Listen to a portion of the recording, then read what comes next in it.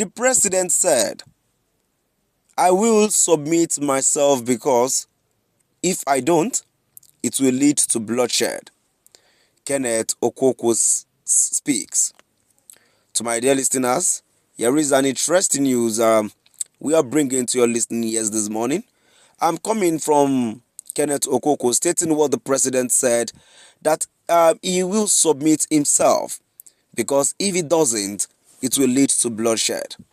To my dear listeners, what would you think? What could have motivated the president to have said he is going to submit himself, and how? Does he want to leave the presidential seat? Does he want to leave the presidential seat? Let's see in the full gist. And before I go into the main gist, can you please ensure you like, subscribe to this channel and share. Good morning and welcome to today's news. In a recent interview with Symphony TV, veteran actor and legal practitioner Kenneth Okonkw launched a sharp critique of Nigeria's current political system, describing it as a civilian dictatorship rather than a true democracy.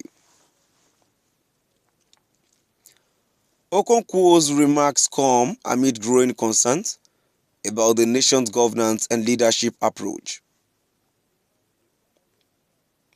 "We are not in a democracy. We are simply in a civilian dictatorship. And that is why they don't care," Okonkw stated, making a clear distinction between the country's political structure and the principles of democracy. He argued that the current leadership in Nigeria behaves in ways that would be unacceptable in other democratic nations, a sentiment that struck a chord with many who have expressed frustrations with the nation's leadership. Drawing a stark comparison with leadership in South Korea, Okonkw reflected on the country's response to an impeached president who was yet to be removed from office.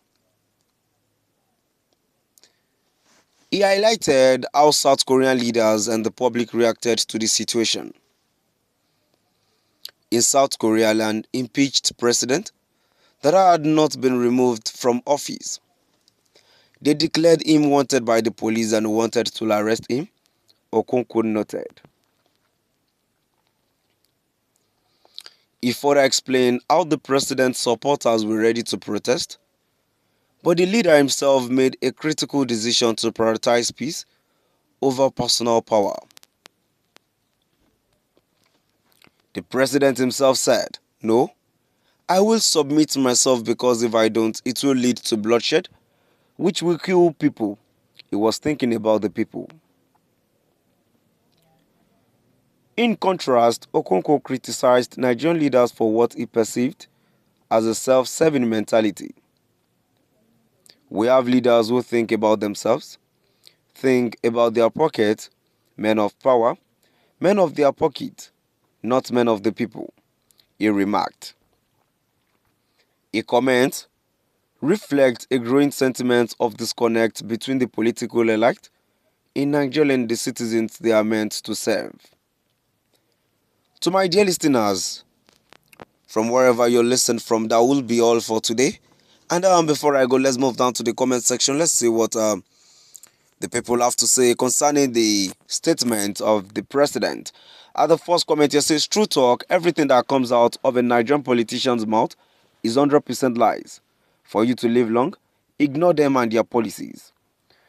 Another comment here says, "Okonkw, for God's sake, nobody knew where you are coming from and where you are going. We don't have South Korea situation in Nigeria. But the only problem I knew about you was Nigerians did not hand over Nigeria to lobby who cannot manage his Labour Party." Another comment here says, "Why can't you contest election? I dey open this your wide mouth, they talk rubbish all the time, see as your Anambra be. You know they win election, make you repair am, you think say politics na film, oya come act now." And the last comment here says, "When these our brothers open their mouths to comment, I always ignore them because they speak with both sides of their mouth. They always talk about democracy, whereas they are enemies of democracy. These are the people that criticized Jonathan heavily for handling over to Buhari when it was evidently clear that Buhari won the election in 2015. My dear listeners, that would be all for today. And please, you're not left out. Before, please, kindly please do drop by at the comment section